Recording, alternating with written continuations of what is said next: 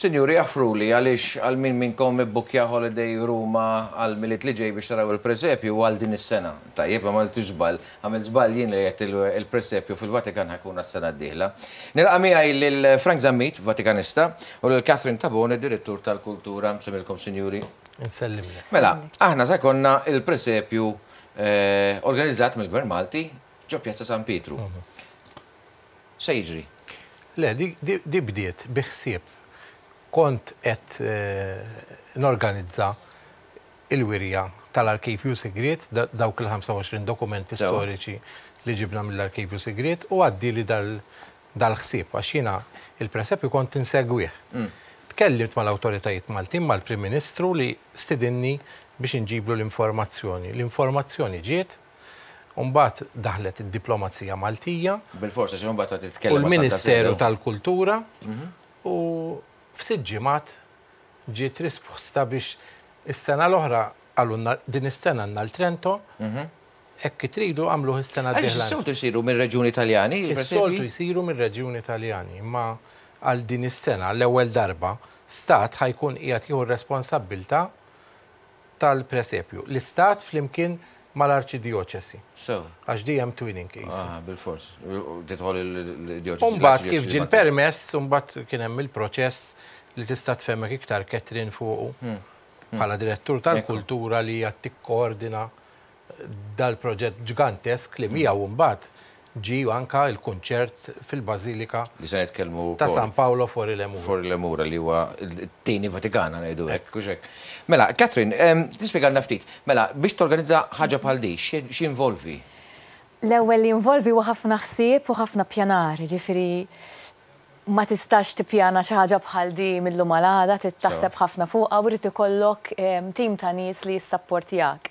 Jina kelli tim ta' nies eccellenti, ġifiri kelli ovvjament lil-Frank hawnhekk, kelli nies ukoll. Vatikanista bil-kontatti kollha fil-Vatikan. Eżattament. U kellna wkoll sosten kbir mill-uffiċċju tas-Segretarju Permanenti Ewlieni fih dan l-uffiċċju tal-Prim Ministru, ġifiri sibna ħafna għajnuna minn hemmhekk ukoll.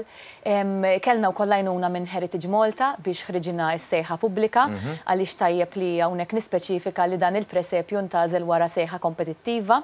Fej fi applikaw diversi nies u intażel ix-xogħol tal-artist Awċi Manuel Grek.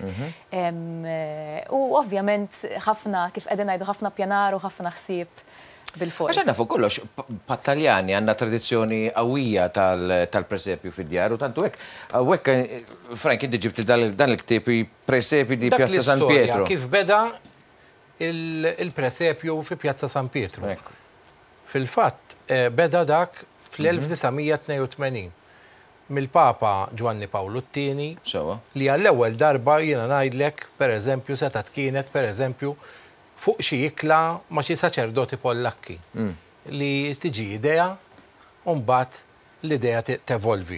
Għax l-ewwel perit, il-perit Erkadi jgħid ukoll li l-Papa kien ħadhom b'sorpriża fl-aħħar ġimgħat, ġifieri qaqqas kellhom dak kellhom iġorru presepju minn knisja għall-ewwel darba biex jallestu dal-presepju f'nofs il-Pjazza. Ħan iġu issa għall-organizzazzjoni propja. Ħan naraw dan il-filmat li ġej għaliex marbut ma' dan il-presepju hemm ukoll l-orkestra li se tkun ukoll taħt Brian Schembri dirli. Ħan naraw daqsxejn. The Culture Directorate within the Ministry for Justice, Culture and Local Government proudly announces that for the first time ever, an artistic Maltese crib will be displayed in St. Peter's Square this Christmas. For this special occasion, government is organizing a concert in the Papal Basilica of San Paolo fuori l-Emura in Rome on Saturday, 17th December 2016 at 8 o'clock in the evening. The Malta Philharmonic Orchestra, together with the choir of the Accademia di Santa Cecilia and 4 renowned soloists, will be performing Ludwig van Beethoven's Missa Solemnis, under the direction of its acclaimed principal conductor and artistic director, Brian Schembri. Entrance to the concert is free.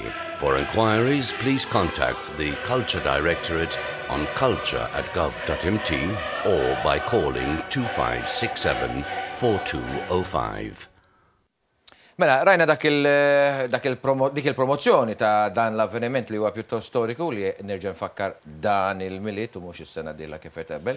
Għal stant issa, ovvjament, il-loġistika issa tiġi involuta ħafna. Bdejtu diġà? Iva, naturalment. Hemm involuti ħafna nies mis-Santa Sede, ġifieri fejn jitlu anke permessi ta' nies li jitlu fil-Bażilika, min jidħol għal provi, min jidħol biex jarma l-palk, eċetera, eċetera. Ġifieri għandna nies li qed jaħdmu fuq loġistika kemm mill-Orkestra Filarmonika ta' Malta, kemm mid-direttorat tiegħi, kemm min-naħa tal-Vatikan fuq il-kunċert u fuq il-Presepju, mill-Bażilika ta' San Paolo Fuori Lemura u diversi entitajiet oħra fosthom ukoll mill-Akkademja ta' Santa Ċeċilja, l-Akkademja Nazzjonali, li magħhom qegħdin nikkollaboraw bħala kor biex intellaw appuntu dan il-programm li ħadd tkun qed tesegwixxi l-orkestra.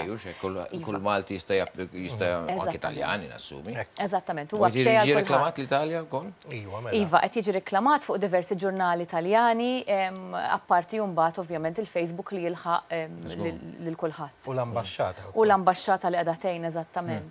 U din hija nassumi l-ikbar proġetti li għandkom barra minn pajjiżna mill-aspett ta' kultura ta' Malta, apart il-firi li tipparteċipaw fihom. Eżattament. Il-Kunsil tal-Arti li ma jagħmilx parti mid-direttorat għandu diversi inizjattivi barra minn Malta u koll l-Orkestra Filarmonika Nazzjonali, però għad-direttorat tiegħi dan huwa bla dubju l-ikbar avveniment nista' ngħid probabbli mhux għad-direttorat tiegħi biss imma anke għal Malta, ġifieri kulturalment dan huwa avveniment storiku, uniku u irrepetibbli.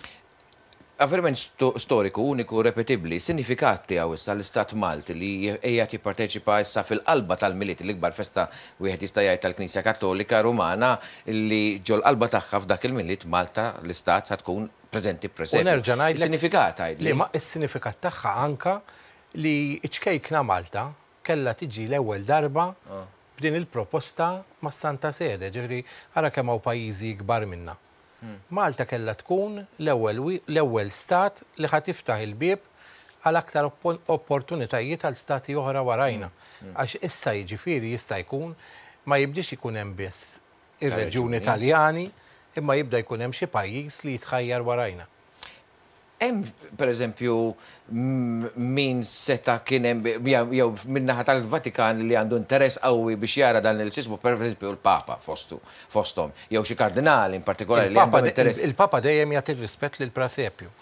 Però il-Papa hemm żewġ sitwazzjonijiet. Hemm l-inawgurazzjoni meta ssir laqgħa mad-delegazzjoni uffiċjali, dik tkun fid-9 ta' Novembru. Imma mbagħad il-Papa jkun hemm ġurnata oħra fejn il-Papa jidħol anke jagħmel talb fil-Presepju. Meta d-delegazzjoni Maltija ma tkunx hemmhekk, imma il-Maltin jistgħu jsegwu mill-istazzjon televiżiv tal-Vatikan din il-funzjoni. Tista' tkompli anke. U tibda meta tkun tibda dal-Presepju? Jibda mid-9. Fid-9 ta' Diċembru jiġi inawgurat. U minna li sa 8 ta' Jannar. Sa 8 ta' Jannar. Ġifieri hemm tul mhux ħażin. Għatawlu, għax dak kien ikun qabel sal-aħħar ta' Jannar ġifieri. Anke wara l-Epifanija? Ijwa. Kienu jagħmluh sal-festa tal-Kandlora. Ġifieri l-ewwel darba għamlu programm ġdid totali. Interessanti. Mela, Frank Zammit, Catherine Tabone, grazzi tal-li kontu maħna. Aħna wasalna fit-twin dan il-programm u nittamaw issa, ovvjament, li naġġornaw anki telespettaturi tagħna li waqt l-inaugurazzjoni tal-Presepju, il-konċertu ukoll aħna nkunu preżenti wkoll f'Ruma u anki San Pietru biex waslu da-żboħija ta' dal-Presepju Malti ġo l-qalba tal-Vatikan. Ħasbu għal-permessi. Bil-fors. Mela, sinjuri, aħna nġu kunu ma'kom għada fi 6:30 għal-programmi ħor Pjazza. Ftakru li l-Weekend DJ se tintlab logħba importanti bejn il-Belt u l-Ħamrun għax kienu ilhom ma jiltaqgħu u se nitkellmu mas-supporters ta' żewġ naħat bl-iskop li naraw x'qed iħejju għall-inqas bħala koreografija. Niltaqgħu għada.